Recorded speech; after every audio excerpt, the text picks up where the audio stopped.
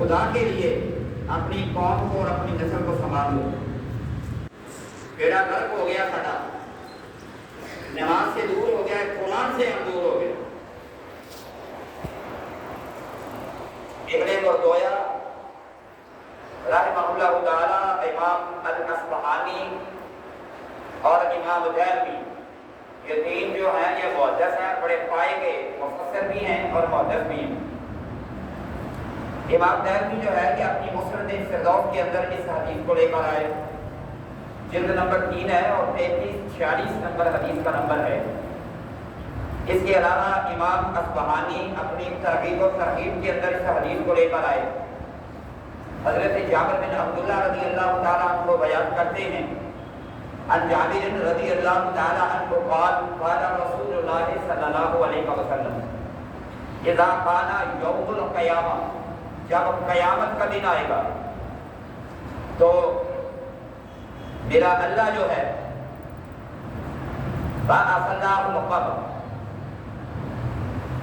اللہ اس خانے کعبے کو بلائے گا اور میرے آقا کریم نے ارشاد فرمایا زفت وقابت البیت بیت الحرام الی قبری، خانہ کعبہ مکہ سے چلتے ہوئے جو ہے تو میری قبر کے پاس سے گزرے گا. سبحان اللہ. خانہ کعبہ اللہ کے دربار میں پیشی کے لیے، حاضری کے لیے جا رہا ہے.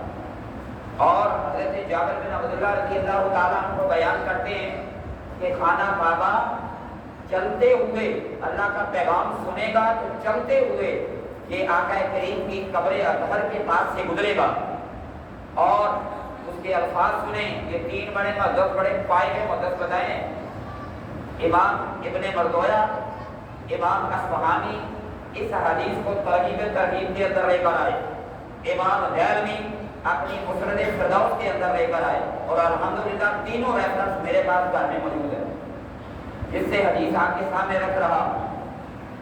اور امام دہلوی اپنی مسند فردوس کے اندر تیسری جلد میں 3346 نمبر حدیث میں اس مضمون کو لے کر آئے. آپ نے فرمایا جسد وقابت البیت الحرام الی قبری، خانہ کعبے کو جب اللہ کا پیغام ملے گا تو یہ چلتے ہوئے میری قبر کے پاس سے گزرے گا.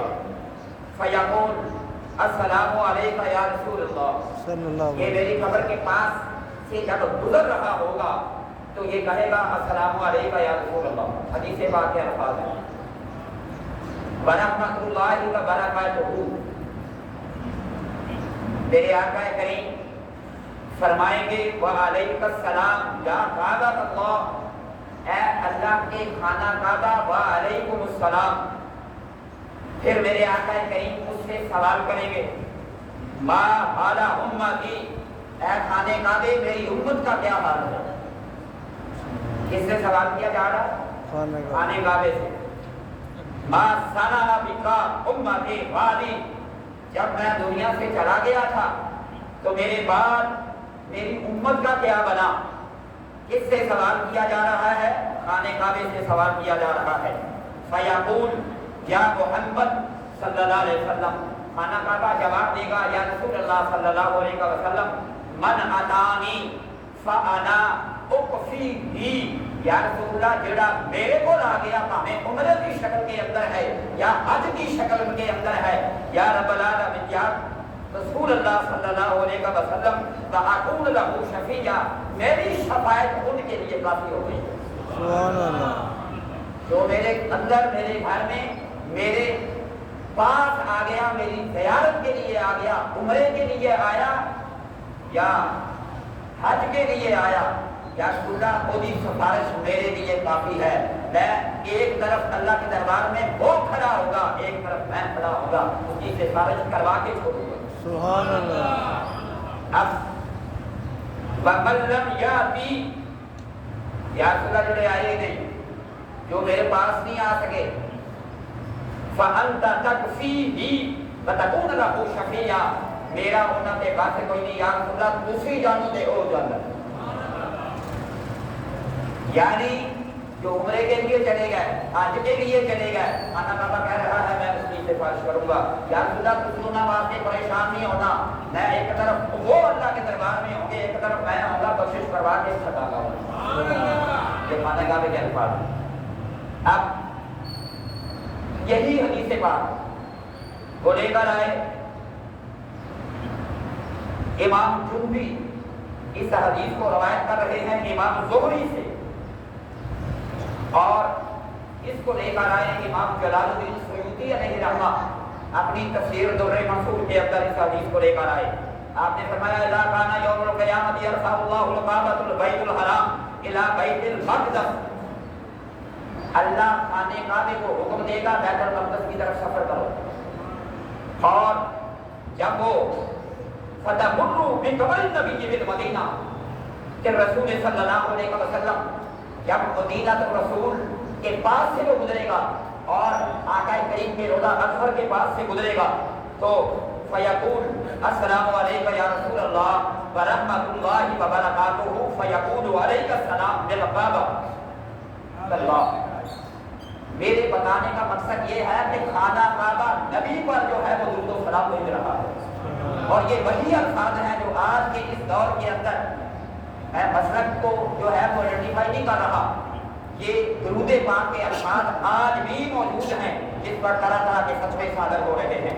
امام دہلوی اس حدیث کو لے کر آئے، امام ابن بردویا اس حدیث کو لے کر آئے، امام اصفہانی ترغیب و ترغیب کے اندر اس حدیث کو لے کر آئے، اور وہی درود پاک ہے جو مساجد سے سپیکروں سے آج بھی درود پاک جو ہے اس کی آواز جو ہے بلند ہوتی ہے۔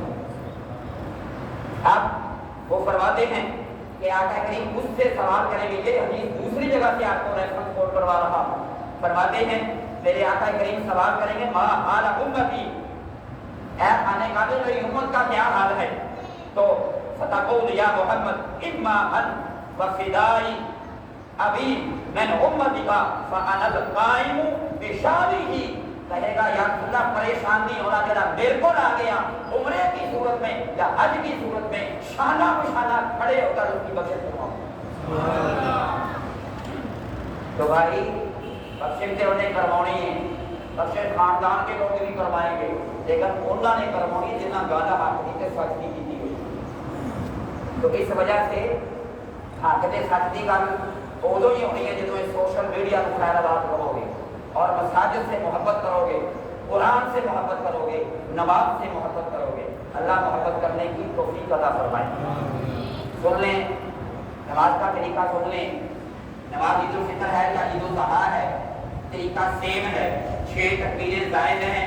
کئیوں کو ابھی تک بھی نہیں پتا کہ یہ نماز کیسے ہوتی ہے، میں آپ کے سامنے کرتا ہوں، اس کو ذہن میں رکھنا ہے آپ نے۔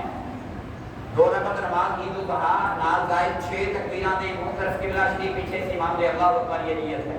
نیت دل میں بھی کر دی جائے تو کافی ہے، یہ یاد رکھیں انما الاعمال بالنیات، بخاری شریف کے اندر پہلی حدیث ہی ہے۔ ہم لوگ کا دارمدار نیت پر ہے، کوئی بھی پروگرام ہو تو ہم پروجیکٹ بناتے ہیں، پلاننگ کرتے ہیں، اس کی پورے سال کی بجٹ بناتے ہیں۔ اس کا مطلب یہ ہے کہ بجٹ کے بغیر بھی کام ہو سکتا ہے لیکن ایک پلاننگ ہوتی ہے، اسی طرح اللہ بھی پلاننگ کرتا ہے۔ ہم کسی نماز پڑھنے کے لیے نیت جو ہے یہ پلاننگ ہے، اس کا مطلب ہے جب نیت بندہ کر لیتا ہے تو پھر اس کا 100% دھیان جو ہے وہ اس کی طرف ہوتا ہے کہ میں کام نہیں کرتا ہوں۔ تو اس وجہ سے بعض علماء نے، امام منذری جو ہے یہ بھی اس حدیث کو لے کر آئے، نیت کے حوالے سے فرمایا نیت زبان سے بھی کرنی چاہیے، نیت دل سے بھی کرنی چاہیے۔ پوچھا گیا کیوں؟ پھر جواب کیا دیا انہوں نے؟ فرمایا آمنت باللہ وما هو باسمائہ وصفاتہ عقلت جمیع احکامہ باللسان وتصدیق بالقلب، زبان سے بھی اقرار ضروری ہے، دل سے بھی کہنا ضروری ہے۔ تو اس وجہ سے زبان سے نیت کر لی جائے اور دل سے بھی نیت کر لی جائے، دونوں طرح سے ٹھیک ہے، لیکن اگر خالی دل سے نیت کر لی جائے تب بھی ٹھیک ہے۔ تو 6 تکبیریں زائد ہیں۔ سب سے پہلی رکعت کے اندر جو آپ نے کرنا ہے اللہ اکبر کر کے ہاتھ باندھ لینے ہیں، آپ نے ثنا پڑھنی ہے۔ ثنا پڑھنے کے بعد پھر اللہ اکبر، جب آواز آپ سنیں گے ہاتھ چھوڑ کے پھر اللہ اکبر کر کے ہاتھ چھوڑ دینے ہیں۔ 1 تکبیر ہو گئی، اللہ اکبر 2 ہو گئی، اللہ اکبر 3 ہو گئی، تیسری پہ ہاتھ باندھ لینے۔ پھر آپ نے خاموش رہنا، قرآن مجید کی تلاوت ہوگی، سورت ہوگی، پھر رکوع سجود ہوگا، پھر اگلی رکعت آئے گی، پھر آپ نے خاموش رہنا ہے، پھر جو ہے وہ قرات ہوگی، پھر سورت ہوگی، سورت فاتحہ، سورت کے بعد پھر رکوع جب جانا ہے تو رکوع جانے سے پہلے آپ نے 3 تکبیریں کہنی ہیں۔ اللہ اکبر 1، اللہ اکبر 2، اللہ اکبر 3، اور پھر اللہ اکبر کہتے ہوئے پھر آپ نے رکوع جانا ہے۔ یہ ہے طریقہ۔ ہوں یاد رکھیں جی، پھر اگلے سال نتیجے تو پھر دس دے